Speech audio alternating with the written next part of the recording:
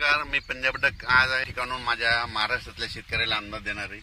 राज्यात सांगायचं झालं तर आणखीन जवळपास 10, 11, 12 राज्यात असं विखुरलेल्या स्वरूपाचं दररोज वेगवेगळ्या भागात पाऊस पडणारच आहे, म्हणून हा अंदाज लक्षात यायचा। म्हणजे सांगायचं झालं तर पूर्व विदर्भ, पश्चिम विदर्भ, दक्षिण महाराष्ट्र, उत्तर महाराष्ट्र, कोकण पट्टी, खानदेश दररोज वेगवेगळ्या भागामध्ये पाऊस पडत जाईल म्हणून हे प्राथमिक स्वरूपाचा अंदाज घ्यायचा आहे। पण काय झालं, हे करत असताना मला उत्तर महाराष्ट्रातल्या शेतकऱ्याचे फोन आले।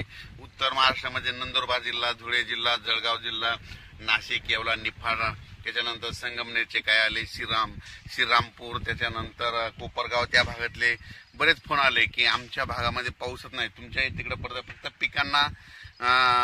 पिकांना पाहिजे तसाच पडतोय, तर मग पाऊस कधी येईल। तर उत्तर महाराष्ट्रासाठी खास करून एक आनंदाची बातमी की उत्तर महाराष्ट्रामध्ये 15 ऑगस्ट पासून ते 22 ऑगस्टच्या दरम्यान जोरदार पाऊस पडणार आहे। म्हणजे तिकडे ना तुम्हाला सांगतो 16, 17, 18, 19 नंतर चांगला अतिवृष्टी देखील काय ठिकाणी होणार आहे, मुसळधार होणार आहे। आणि त्यांचे फोन आले की आमच्या विहिरीला पाणी आलं नाही, तर ह्या पावसामध्ये तुमचा हा पाऊस निर्णायक ठरणार आहे, विहिरीला देखील तुमच्या पाणी येणार आहे, वडी नाले देखील वाहणार आहेत, म्हणून उत्तर महाराष्ट्रातल्या शेतकऱ्यांनी हा अंदाज लक्षात घ्यायचा।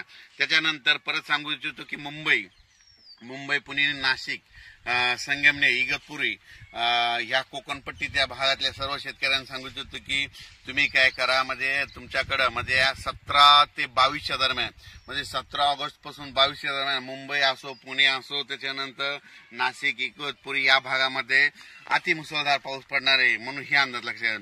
मुंबईला देखील म्हणजे असा पाऊस पडेल की तिथलं काही ठिकाणचं म्हणजे पाणी साचण्याची शक्यता आहे, म्हणून हा मुंबईकरांनी खास करून हे म्हणजे 17 ते 22 अंदाज लक्षात घ्यायचा। त्याच्यानंतर पुण्याकडे खूप पाऊस पडत असल्यामुळे तिथलं परत त्या नद्याला पाणी येणार, परत तळ्यांचं पाणी सोडावं लागणार, त्याच्यामुळे परत पूर परिस्थितीमध्ये सांगली, कोल्हापूरकडे तिकडे